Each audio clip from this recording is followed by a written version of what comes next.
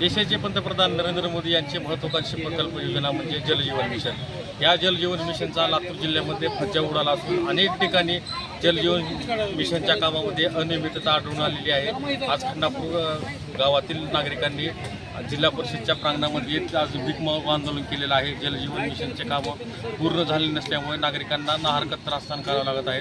आपल्यासोबत काही ग्रामस्थ आहेत, आपण त्यांची बातचीत करतो. आपण आज भीक माग आंदोलन केलेलं आहे जलजीवन मिशनच्या कामासाठी. काय नेमकं अडचण आहे? काय अडचण जलजीवन मिशन योजनेच्या अंतर्गत विहीर खोदकाम, विहिरीचं बांधकाम, स्विचरूम तयार झालेले आहे. पण पाईपलाईन अभावे विहिरीचं पाणी लोकांना मिळत नाही. तर पाईपलाईनसाठी शासन बजेट नाही म्हणतं. किती दिवसापासूनचा विषय आहे? किती दिवसापूर्वी ही सगळं कामं पूर्ण झाली? 2023ला साहेब विहिरीचं खोदकाम, बांधकाम स्विचरूम झाली. ते आज तक आहेत निधी अभावी पाईपलाईन झाली. 3 वर्षापासून हा विषय प्रलंबित आहे. आता काय आपण यासाठी आपण काही शासन स्तरावर पाठपुरावा केला आहे? आमचा पाठपुरावा केला आहे, पण शासन काय म्हणते आमच्याकडे बजेट नाही. ज्यावेळेस निधी उपलब्ध होईल त्यावेळेस ते काम चालू होईल. तर ह्या कामाचा फक्त फज्जा उडालेला आहे साहेब. ही खंडापूरची अवस्था नाही, महाराष्ट्र शासनाची म्हणजे महाराष्ट्राची अवस्था आहे. काही कॉन्ट्रॅक्टरने आत्महत्या केल्या साहेब, तरी गेंड्याची कातडी पांघरल्या शासनाला आणखी जाग येत नाही साहेब. सरकार तरी मोठ्या मोठ्या प्रोजेक्टसाठी कोट्यवधी रुपये निधी उपलब्ध करते. पंतप्रधानाची महत्त्वाकांक्षी प्रकल्प वगैरे असून ते निधी मिळत नाही. हे शोकांतिका. मी लहान थोडी मोठा घास घेत नाही साहेब. कोठे आहे शिष्टाचार, कोणाचा घ्यायचा विचार, सगळीकडे भ्रष्टाचार आणि जलजीवन योजनेचा फक्त प्रचार. काय मागणी काय असणार? आमची मागणी आहे की जे पाईपलाईनचं काम प्रलंबित आहे त्या पाईपलाईनच्या कामाला आपण निधी उपलब्ध करून द्यावा, ही आमची खंडापूरवासियाची आपल्या माध्यमातून मागणी आहे. आणखीन काही ग्रामस्थ आहेत आपण देशासाठी सांगा.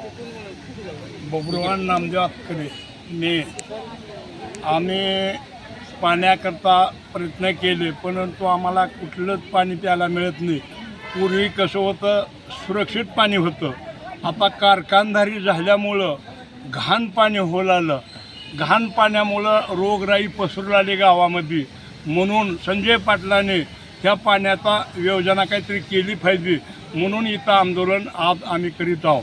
आम्हाला सुरक्षित पाणी मिळालं की आमचा प्रश्न मिटते. पाईपलाईन गेली की काय सांगा? पाणी पाहिजे आम्हाला.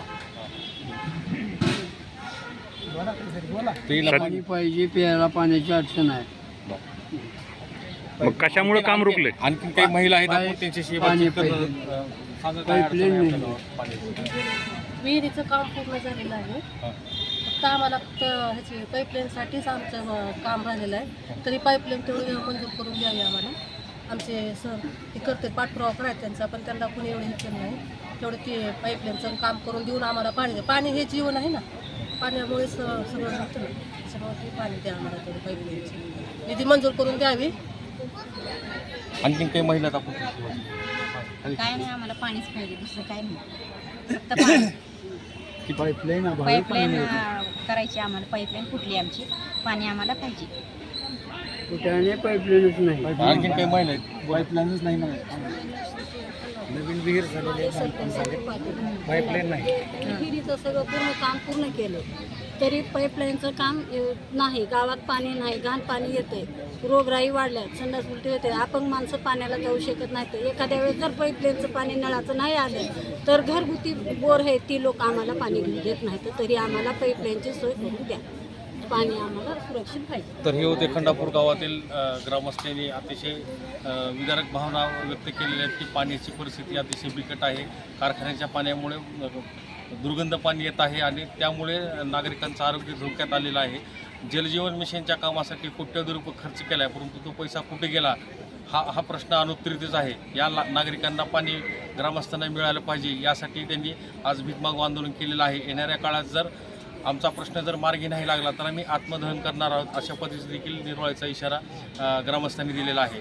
विजय कवाळे, नवराष्ट्र, लातूर.